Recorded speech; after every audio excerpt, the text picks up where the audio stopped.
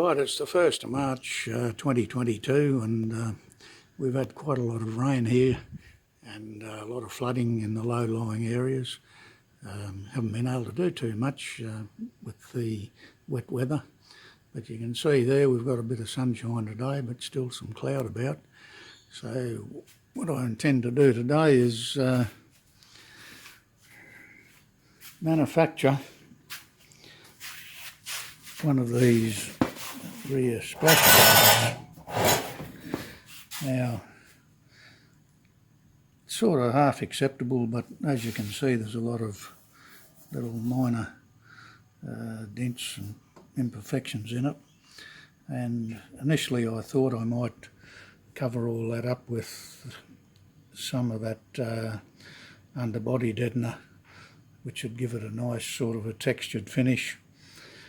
But having had a bit of success making the splash guard for under the right hand side front fender, or sorry, the left hand side front fender, I decided I'd actually make one of these. So I've got a bit of 1.2 mil sheet steel, and I'll make a pattern out of that. I'll actually reclaim this part here, and the captive nut there, there's two of them. I'll reclaim those and use them, but the main part here, which you can see on this side, is not quite perfect. So what I'll do there is make a new one of them. So I'll get on and cut a pattern out of that, and paper pattern, and give you a look at that. Right, so there I've traced a pattern out of the piece of manila folder cardboard, leaving enough along that edge for the turn up, and likewise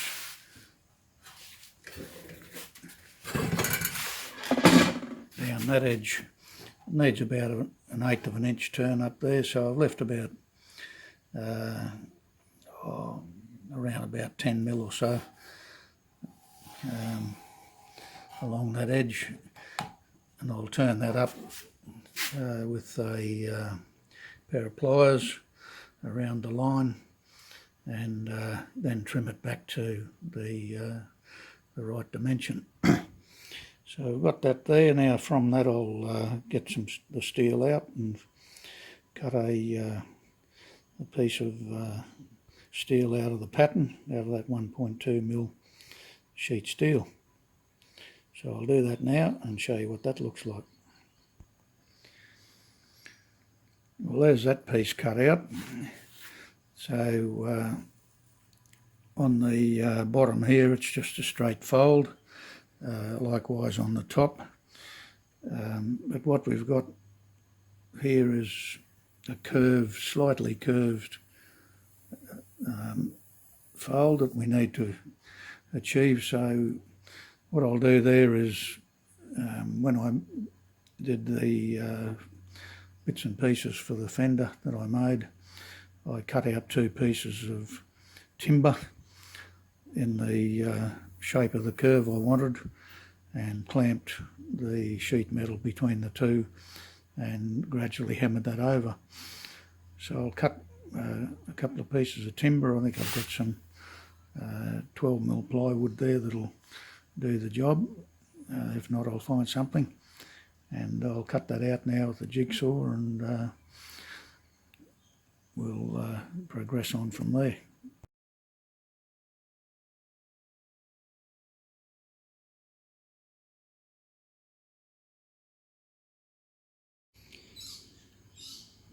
Okay, well there's a couple of bits of timber cut out to basically the shape we want. So the idea is to clamp the sheet metal in between the two. I'll put it in the vise and slowly hammer that over. You'll notice there's a little bit of shape to that, and what they've done in this one here is put a little nick in there to be able to bend it, and likewise there it actually runs the other way a little bit there, so we'll put a little nick in those after we bend it up, and so we can get that shape into it. So I'll do that now. I'll put that in the clamp that up and put it in the vise and see how we go.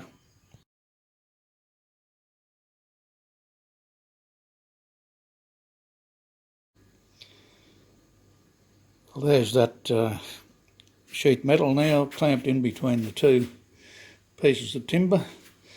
You've got to be mindful which way to turn this, and I made the pencil marks on the side that got to be turned up, so we know we've got to put that edge over that way.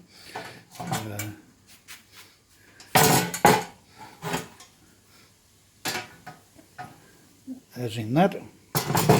So I can't actually put that in the vise to hold that because of the it's a little bit deep down through there, so I'll just have to do it over the sawhorses here.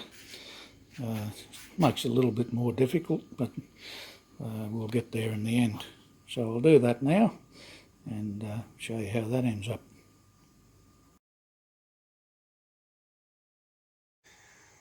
So there you'll see now that edge along there all bent up. I've got the bottom one here folded over and the top one folded. So what I'll do now is work my way around this edge here, and I'll just use the pliers or the multi-grips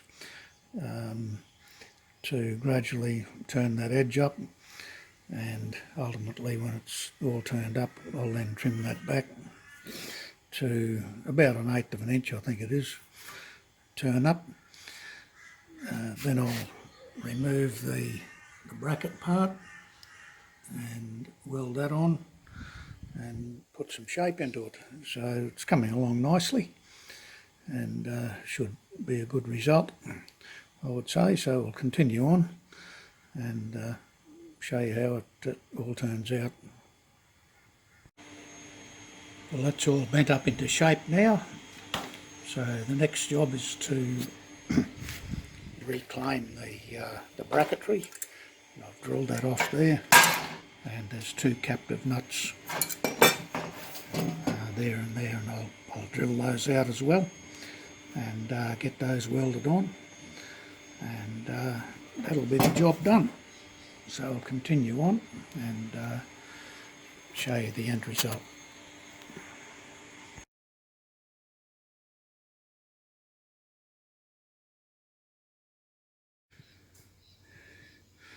Well, here we have the finished product, all ready for priming.